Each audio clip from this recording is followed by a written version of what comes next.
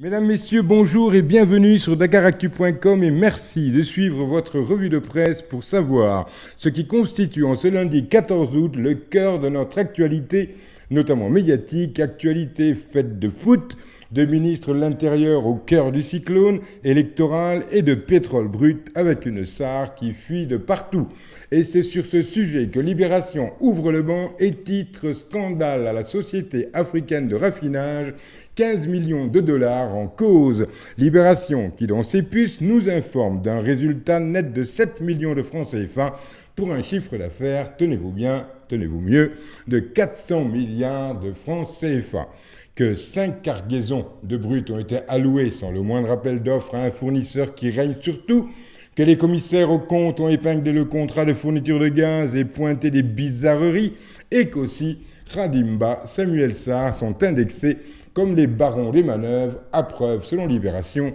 les dessous du deal Locafrique Saudi Bin Laden. Libération écrit dans son compte-rendu que l'entrée en scène de Khadimba de Locafrique Holding, qui a racheté les parts de Saudi Ben Laden détenues dans le capital de la Sarne, n'est que la partie visible de l'iceberg. Pour Libération, la raffinerie a fait un bénéfice de 7 millions de francs CFA pour un chiffre d'affaires de 400 milliards. En bref, la croisière s'amuse. Heureusement, il y a le foot pour nous faire parler de choses sérieuses et Libération encore. Dans une oreille, titre Fédération sénégalaise de football, Augustin seul maître à bord, tandis que l'Observateur estime à travers ce titre à la une que Augustin Senghor reste le maître du jeu et nous renseigne qu'il a devancé Mbaye Diouf Dia de plus de 100 voix au second tour. L'Observateur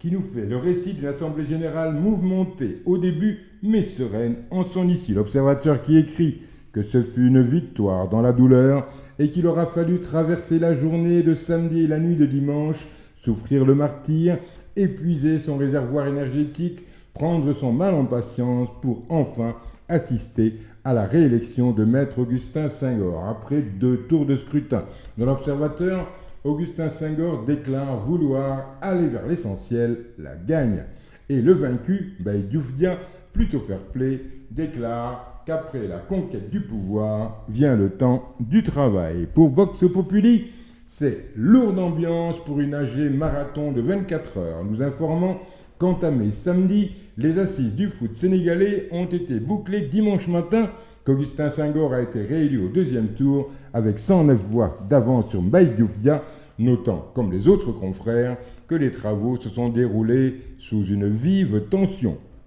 Vox Populi qui titre en page intérieure qu'Augustin rempile pour l'horizon 2021 a cependant relaté dans ses colonnes que les perdants ont été beaux joueurs. Enquête titre en une, Maître Augustin Senghor réélu à la tête de la FSF, les coulisses d'un triomphe, relatant les menaces de Mbaye Diouf Dia avant le vote, la volonté de Maître Senghor de travailler avec Saersec pour booster le football professionnel et faisant parler le président du Stade de Mbourg qui conseille à Augustin Senghor de changer son entourage qui l'endort, sans relation aucune. Le quotidien titre, lui, sur le ministre de l'Intérieur controversé et lance ADD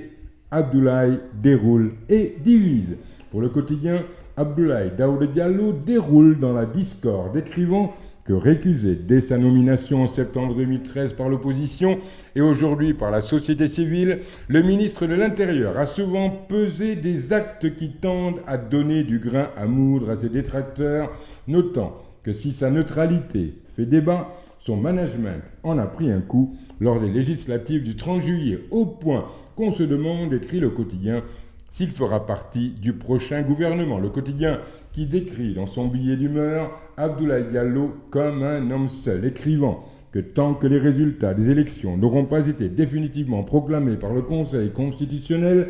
le pays continuera à bruire de toutes sortes de rumeurs et de déclarations tapageuses sur ce que le président de la République devrait faire ou pas. Pour le quotidien, une chose est certaine, ceux qui sont au gouvernement ne sont pas pressés que soit annoncée la date du prochain remaniement, à moins d'être déjà sûrs de leur point de chute, s'interrogeant tout de même en disant « Mais est-ce le cas de Abdoulaye Daouda Diallo, dont personne ne veut qu'il reste encore longtemps à sa station ?» Mais c'est dans l'As qu'ADD reçoit le plus d'étonnant soutien par la voix du toujours sémillant Mamour Cissé qui, pour mieux lâcher Baldé et Guirassy, vient déclarer dans l'As que la coalition au pouvoir a bel et bien remporté les législatives et conforté dans le même numéro de l'As par Seydou Diouf, qui lave à grandes eaux Abdoulaye Daouda Diallo en déclarant « Ce qui s'est passé n'est pas de la responsabilité d'Abdoulaye Daouda Diallo ».